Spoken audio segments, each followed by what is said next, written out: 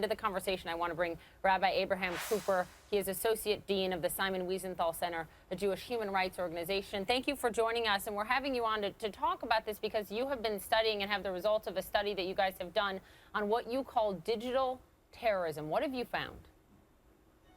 Well, I listened. It was very interesting to hear the young men speaking because I think they actually have at least publicly stated they recognize there's an issue when people can say things anonymously and are grappling with the issue in terms of potential hate speech. The real crisis right now is not so much in hate speech on campus, although that's bad enough, but when you have some of the other companies that allow for encrypted conversations between individuals, without any opportunity for law enforcement or intelligence to know how a communication goes.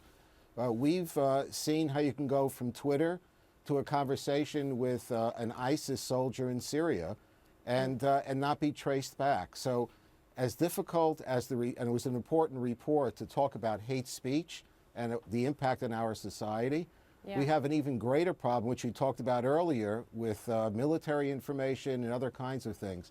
Our study, our report card this year basically concludes that ISIS, Al-Shabaab, Al-Qaeda, they're running circles around us. They have an online marketing campaign in which they use everything we're prepared to give them in order to get young people in Minnesota to come, in order to get young teenagers in UK to come and join them in Syria, and in fact to even sort of dictate to CNN and everyone else what stories we're going to talk about at the top of the hour.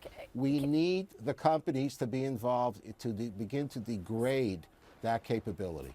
So I want to bring Laurie into that. He brings up a good point, and that is sort of this battle that we have seen play out between some of the major tech and social media companies and the U.S. government, and how much access officials have. What do we know on that front? We know that for a very long time, after what happened with Edward Snowden, there was kind of this backlash where we thought, hey, we want our privacy. But now we've seen what's happened with ISIS over the last year or so, where they are actively reaching out to people. They were actively spreading their message. And Twitter's an interesting company because they've really kind of taken a stand over the last 6 months on this, where they're actively trying to take down these accounts. Now, that being said, what's so terrifying, Poppy, is all the employees' names have been put out there. There are threats against the employees, threats against Jack Dorsey, the founder, who's not even involved in day-to-day activity anymore. And I will say, what's even scarier is the dark web, where you can't monitor, where you can't really monitor the conversation. I was looking at the dark web the other day and found a site devoted to people who want to give money to ISIS. They pay in Bitcoin. It's on the dark web. You can't trace it, and people have an easy way of donating. So it's really terrifying. Rabbi, to you, what you found in this new report is staggering.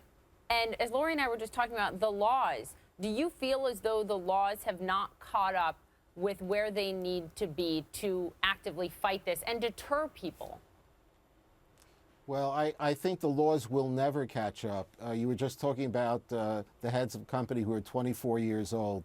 What we really need at this point are the collective genius that are giving us these fantastic tools to step up and voluntarily begin to create strategies, for example, like Facebook, and making it difficult for the evildoers to quickly get back on. It's true, Twitter has finally begun to take off tens of thousands of tweets, but they've made it too easy for the groups that back the terrorists to get right back online. They can do a lot more. Facebook has teams on 3 continents looking at these issues every single day. They have the technological means to try to block it. We're urging Twitter, YouTube, which has also begun to do a better job, but you have to change your philosophy where you have to actually co-opt and go in there and make sure that the terrorist groups can't get in, even as we continue to struggle with the issue of hate speech at home and how much, let's put it bottom line, if the companies will get more involved, the politicians will stay out.